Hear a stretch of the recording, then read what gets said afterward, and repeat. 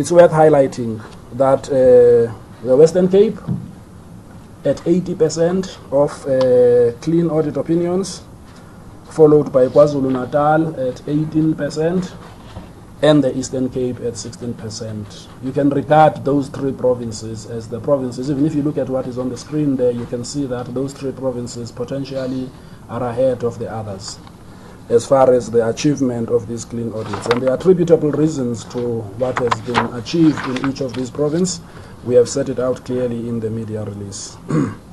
It's also worth noting that at the bottom of the scale, when it comes to very weak governance systems in terms of municipalities by province, you will see on page 7 that we draw attention to the weaknesses in the administration of finances as well as related governance instruments in areas in the Northwest, in the Northern Cape, and the Free State. Those are the three provinces that are battling to come to the party. And you'll see in the annual report that we are issuing in terms of the general report, there are annexures that show, I think it's Annexure A of that report, I just don't know what page it is. But if you look at those provinces as well as the type of issues by municipality that have caused them to get to this kind of state, you will have an appreciation of the type of issues that the audit has highlighted during the course of the year. And the ones that are battling with some improvements that have been noted during the audit are your Gauteng. Gauteng, it's worth noting that despite the fact that it has not sustained some of the clean audits that they have achieved before, Midvaal continues to be one of the municipalities that has been continuing to be clean in the province of Gauteng. However, it's worth noting that there's not a single municipality in Gauteng that has been qualified. All 100% of the municipalities in Gauteng are unqualified, despite the fact that they have not yet got to the green. I think it's got to be recognized because in some instances, much as you may have a majority of the municipalities that have been unqualified, you still have those that are, call them the laggards, the ones that are battling to come out of the rut.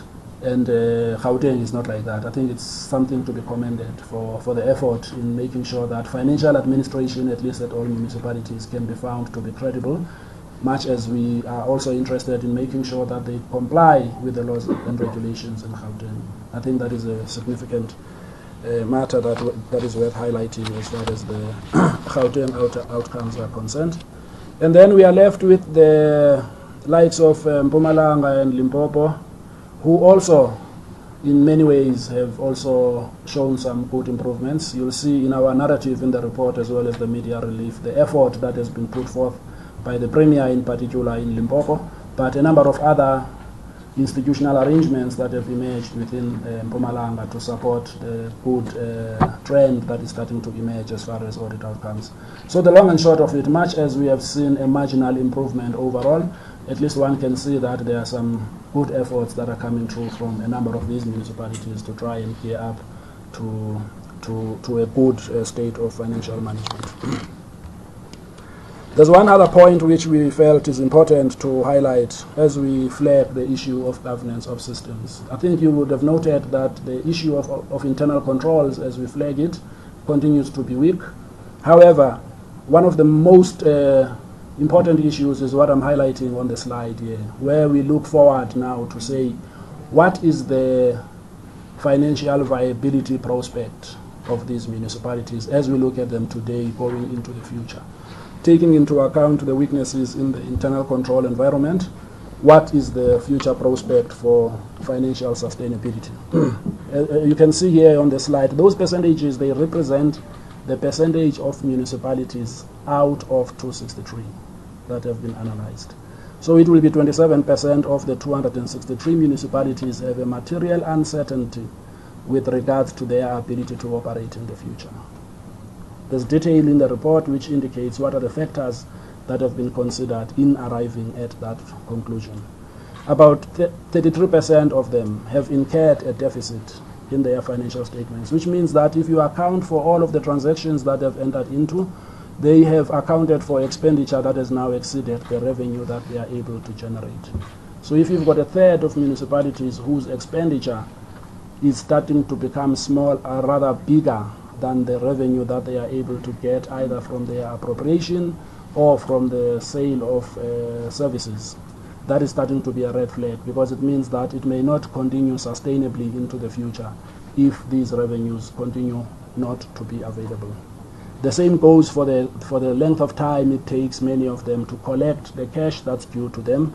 You'll see that from the second bottom bullet, which is about 44% of them normally takes more than 120 days for the money that is owed to them, which means they run for some 4 months before the cash comes into the bank account, while they are required to pay their creditors a lot more earlier. So this is starting to introduce some of the major financial risks which point to the risks associated with sustainability of finances. So the key message in our report this time around is to say, in an environment where the disciplines of internal control are not strong, and that you've got a pressure on the access to the finances to be able to do what you need to do, you've got a twin problem. You can't control the expenditures that are being incurred, but at the same time the pressure is real in terms of the availability of those finances.